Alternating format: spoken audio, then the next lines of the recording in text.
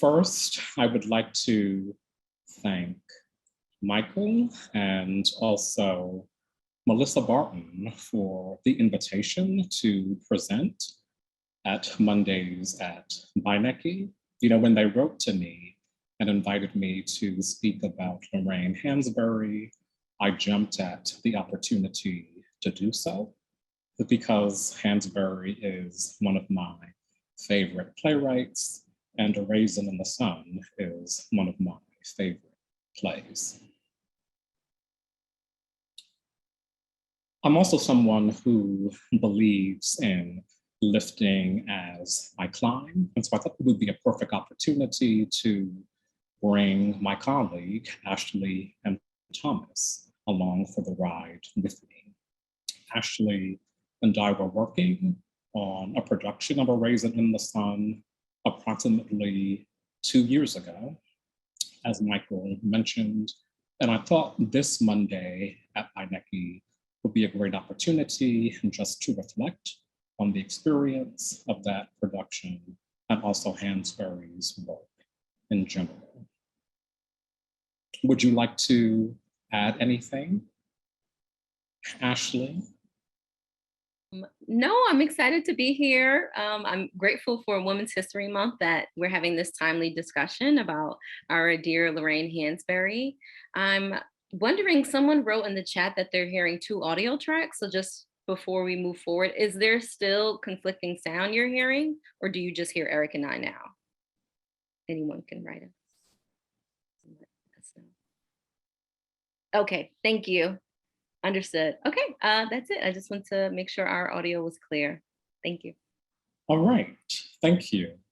So before we actually jump into our presentation proper, I wanted to ask you what it's been like for you to return to the rehearsal room after being away for almost 2 years. That's a great question. I miss the rehearsal room a lot. I don't think I've really fully been able to appreciate how exciting it is to have bodies in the room working on a show, because being a dramaturg, the preliminary stages can be quite isolating. Doing research, of course, having a co-dramaturg makes it better. But when you're doing research and you're compiling material, you never know how it's going to land for bodies in the room. So I think that being back in a rehearsal space, working with the director, working with the actors can be quite fulfilling. And the people really make the plays. I think I also miss the cast members from A Raisin in the Sun, but it was a show that I was assigned to in my first year where I wasn't working with all of my peers. So now I'm on a Shakespeare repertory project, Love's Labor's Lost. So I'm excited to work with my peers, and I think that they're pouring into me and allowing my research and my ideas and my commentary to make sense and land on bodies who want to receive it. Thank you for sharing that. You know, for myself, if I'm being honest, it's been bittersweet.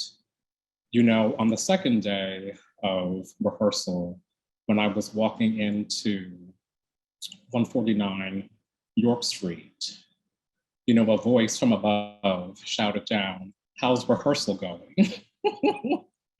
And I lied to you not. When I looked up, I felt like Diane Carroll playing Norma Desmond, returning to the movie lot. And in that moment, I was reminded of just my own precarity as a person, and also my own precarity as an artist. And that's something that I have been thinking about continuously, even as I'm working on a production of Choir Boy at the Yale Repertory Theater. So why don't we begin with the next slide.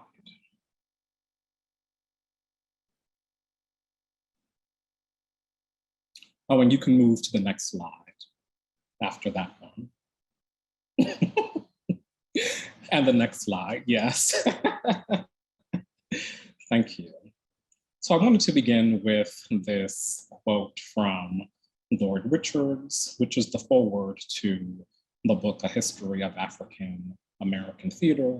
And in it, Lloyd writes, "I certainly never read a chapter in a theater history book on the Black theater in America, nor did it appear on any of the required or suggested reading lists that I encountered.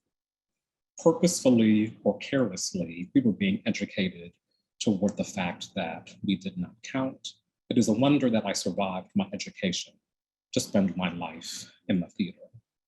I should note that this book, A History of African American Theater, was co-written by James V. Hatch and also Errol G. Hill. And for those of you who do not know, Professor Hill was a doctoral graduate and a master's graduate of the drama school at Yale. And the first time that I read this quote from Lloyd Richards, it cut me to the white meat because it reminded me of why you and I do what we do, not just as practitioners, but also as stewards of Black theater history. And I take my position as a faculty member in dramaturgy and dramatic criticism at the drama school very seriously. And I feel lucky and so privileged to be able to pass on what I know about Black theater history to the students who take my classes there. And you can turn to the next slide. And to that point, one of the first courses that you took with me at the drama school, Ashley, was Black Women Playwrights, which I taught in the fall of 2019 in anticipation of us working on A Raisin in the Sun at the Repertory Theater in spring 2020. And in that course, we looked at an array of Black women playwrights from Pauline Elizabeth Hopkins in 1879, her work on the musical Peculiar Sand, to more contemporary playwrights like Ntozake Shange, with her piece For Colored Girls Who Have Considered Suicide When the Rainbow Is Enough in 1975. And of course, in that class, we also read A Raisin in the Sun and also Hansberry's other published work alongside her predecessors and also alongside her heirs.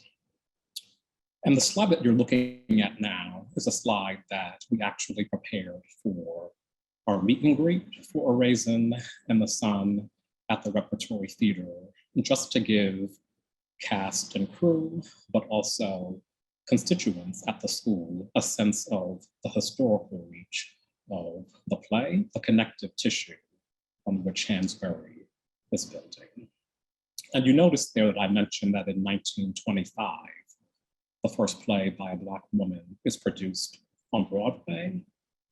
Oftentimes in the literature about Black theater, you will read that Hansberry's A Raisin in the Sun is the first play by a Black woman to be produced on Broadway, but technically speaking, Eulalie Spence's The Fool's Errand, which had a production as part of a little theater tournament on Broadway for one night only, was presented on Broadway before Hansberry's A Raisin in the Sun.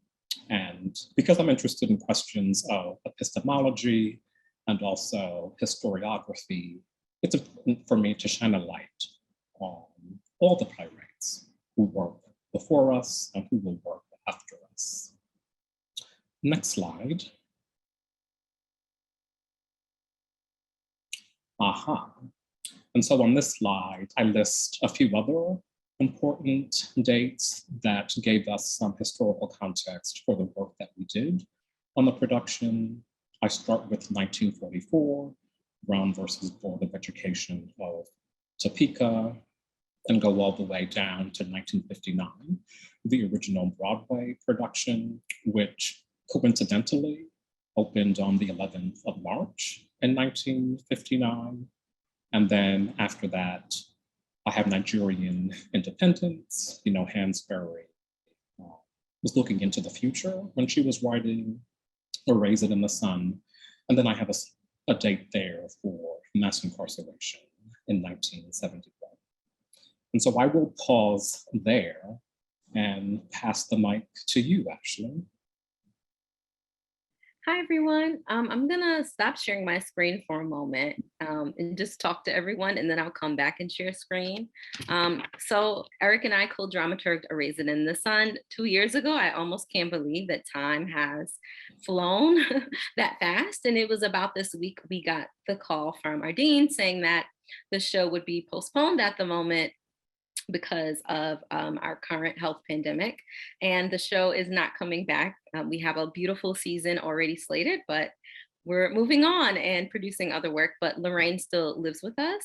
So I'd like to say that A Raisin in the Sun, I was first introduced to it in high school, and there's so many themes in A Raisin in the Sun. I feel like we're like having a high school discussion. Like what themes come to mind when you think about A Raisin in the Sun? But what I really admire about Hansberry is that these were thorough arguments that she weaved into this play. So a couple of things I'd like to highlight. If you haven't read A Raisin in the Sun in a while, or any of Lorraine's work, she was a great politician. She was also a self-identified communist. She was also a self-identified lesbian. And so when I think about this woman who is a Black, queer, feminist writer, in today's terms, that's how we identify her, I think that she had a great radical play in mind when she first cracked open A Raisin in the Sun. Some themes I like to highlight are education, the Great Migration, classism, abortion, poverty, diaspora, love, feminism, religion, grief, anti-Black racism, and redlining. And I sort of wanted to end with anti-Black racism because I think that's when she sort of speaks to the original poem that she got it from, Harlem by Langston Hughes. I'm from Harlem, New York, so I grew up reading this poem quite often, and it's interesting hearing many people refer to it as a dream deferred, and it's actually entitled Harlem. So Lorraine Hansberry reached out to Langston Hughes to borrow this as an epigraph for her play, A Raisin in the Sun, in 1958, and he finally wrote her a lovely letter back. You can find it at the Beinecke. There are lots of files and materials under Hughes's name. And I just want to talk a little bit about A Raisin in the Sun.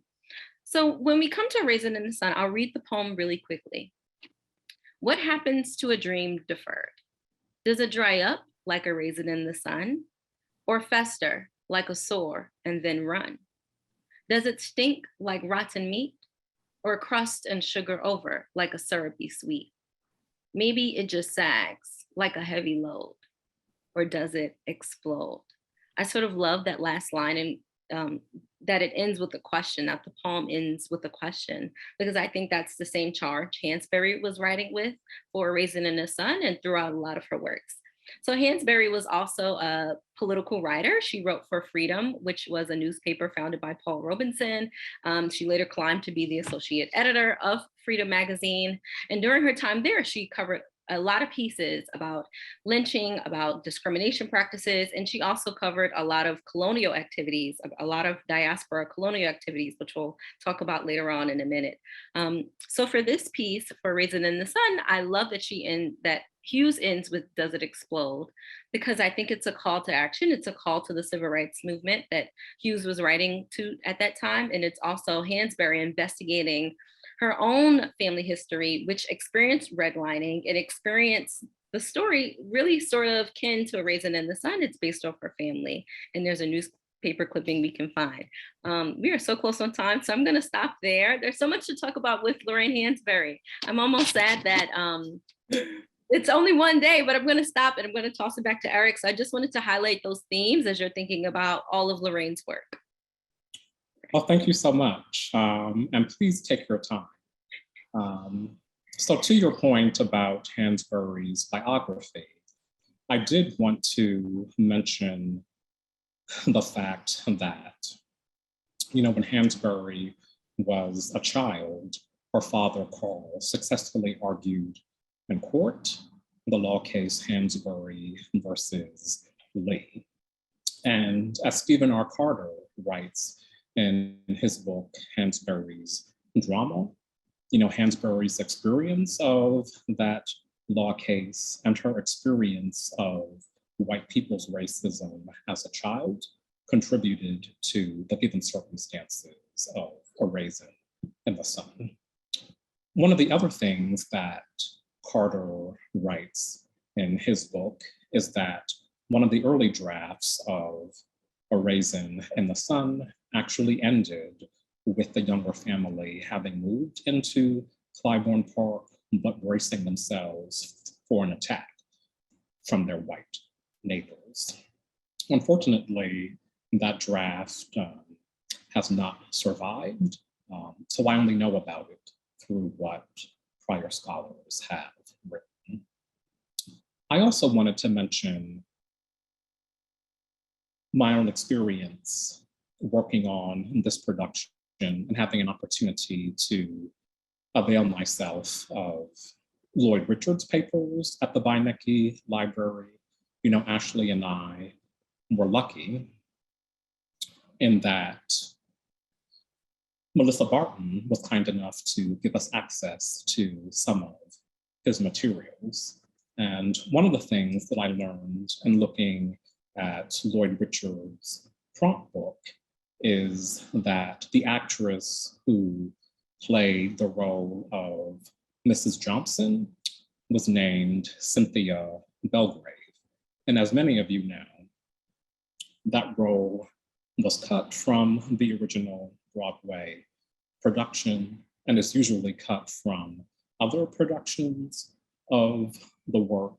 But if you're interested in producing a production of the play today, it's possible to include that cut character and her cut scenes in the book.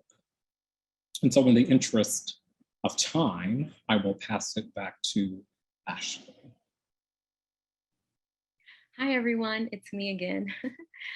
So another thing, I wanted to continue to draw a connection between the poem Harlem by Langston Hughes and Lorraine Hansberry's own awareness of activism. So I like to highlight that history doesn't happen in a vacuum. So I just found some dates and pulled some dates, similar to how Eric has sort of done this timeline. I just want us to hear out loud how history is something that we work with. So in 1958 is when April 5th, 1958 is when Langston Hughes granted Lorraine Hansberry permission. So Michael Jackson was born in 1958. Our very own Angela Bassett, who is a graduate from the School of Drama here from the acting program. She also found Folks, our Black affinity group. So as we continue to celebrate the woman making it in theater, Brava, here at Yale, I also want to lift up Angela Bassett, who's a great leader in community here at the Yale School of Drama for Black students. Republic of Guinea gains independence in 1958, and Martin Luther King is arrested in 1958. And in 1963, he writes the letter of Birmingham, and he's arrested for defending civil rights activist Ralph David Abernathy at the time. So I just want to lift up these things that are happening in the zeitgeist, influencing Lorraine Hansberry's A Raisin in the Sun. At the time, she was also introduced to Lloyd Richards, and they actually did a tryout of the show, A Raisin in the Sun, here in Connecticut at the Shubert Theater, not too far away from us. Some other things I wanted to lift up is that Lorraine Hansberry actually wrote for other queer newspapers under the acronym or the pseudonym LHN. So you can find her work out there. She's a great writer. She's giving great arguments, and I don't know if the library is open to the public yet. That is a question we can answer later. That's all I have for now. And then I have an audio that I'll play later on. All right, so back to me. I think we can go to our slides about some of Hansberry's other work.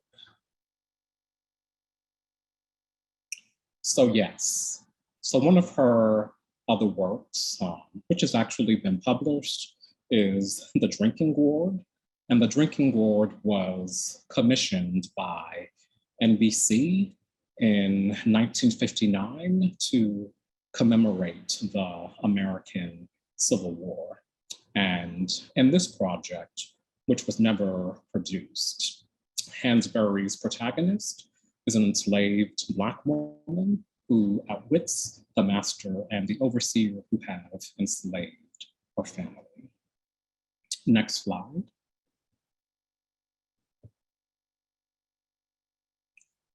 What Use Are Flowers is another of Hansberry's published works that you can read. And I like to say that this piece takes place at the end of the world. The protagonist is a character who is referred to as a hermit, and he encounters a group of small children who do not speak a common language with him, and he finds himself in a position where he has to learn how to communicate and cohabitate with this small group of children. And I think that this work is incredibly prescient in that it's relevant to the situation that we find ourselves in today around climate change and also about sustainability. Next slide, please. And so this is a slide for the sign in Sidney Brustein's Window, which did have a production in Hansberry's lifetime in 1964.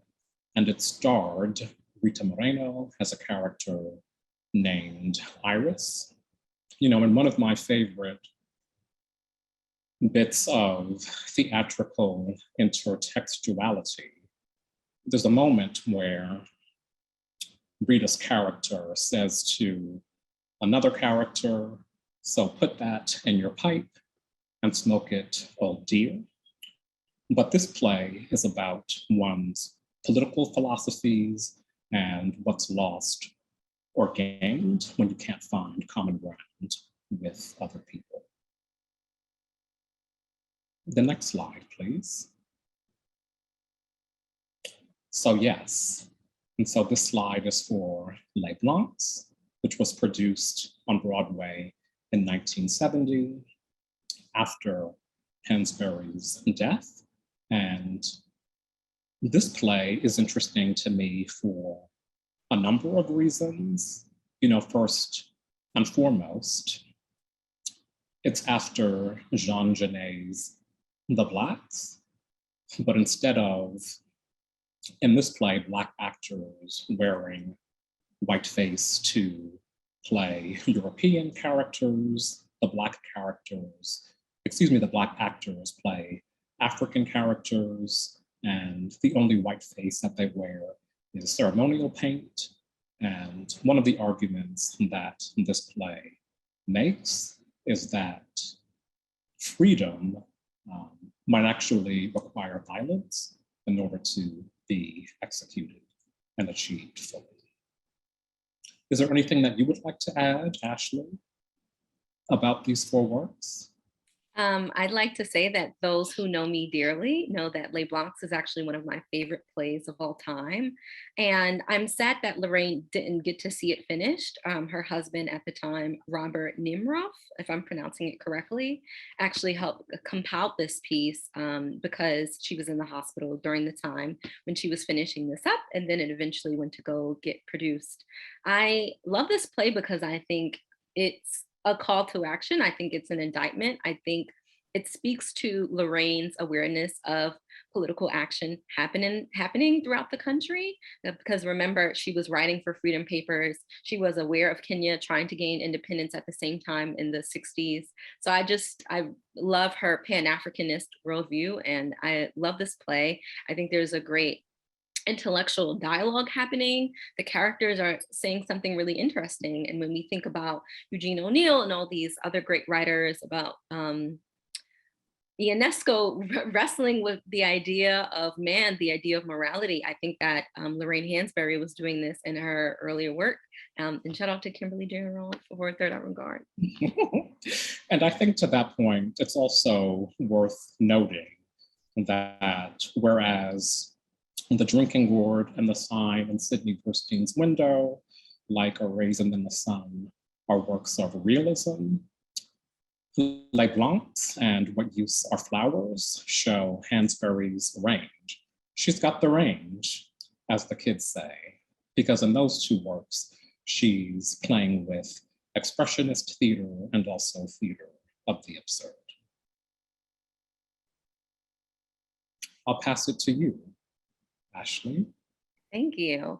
I'd like to just end with us hearing Lorraine's voice in this space. So many times when we think about history, when we think about our icons, our legends, our ancestors, they're sort of stoic figures who don't live and breathe with us. And I want to remind us all in Women's History Month that they're still speaking with us and they're still encouraging us to find truth in the work that we do. So I'm going to fast forward to a slide.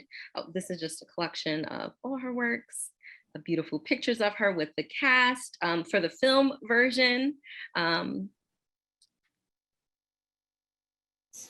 I? Sure.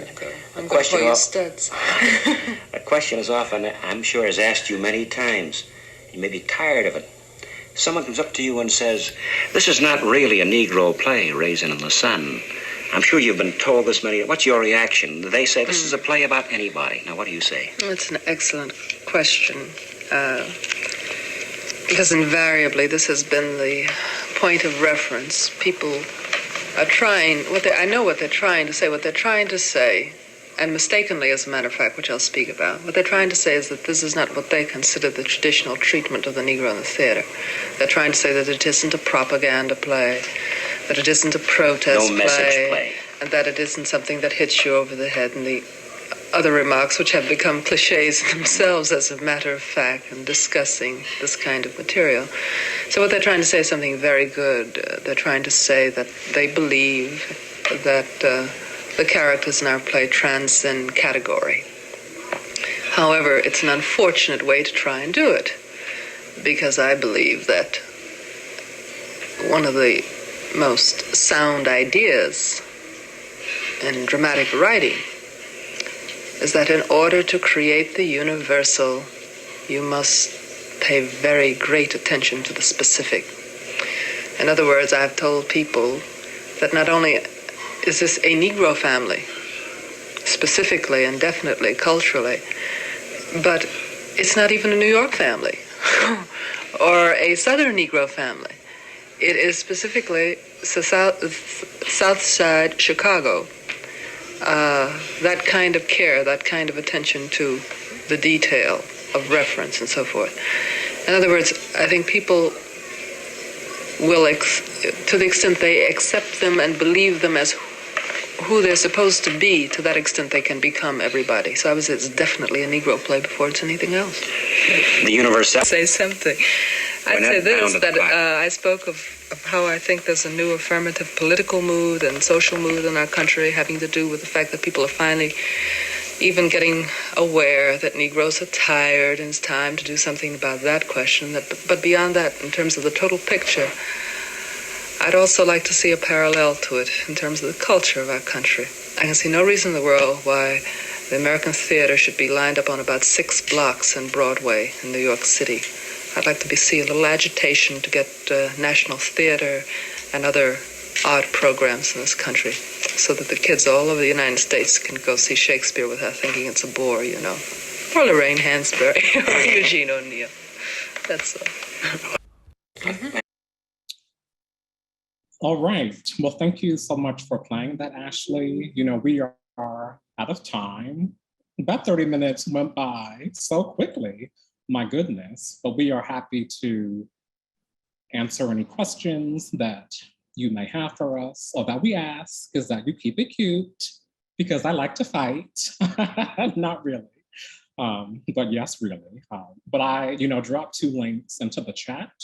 One is to the program that was published for the Yale Rep 2020 production of A Raisin in the Sun, and it includes program notes that Ashley and I wrote. And then I also included a link to the Willpower Study Guide for that production as well, which also includes other pieces of writing that Ashley and I did for a production. As I said to Ashley when we were preparing last week, we put our feet into those pieces. And so we do hope that you read them, that you teach them, that you cite them. Thank you, Michael, and thank you, Melissa Barton.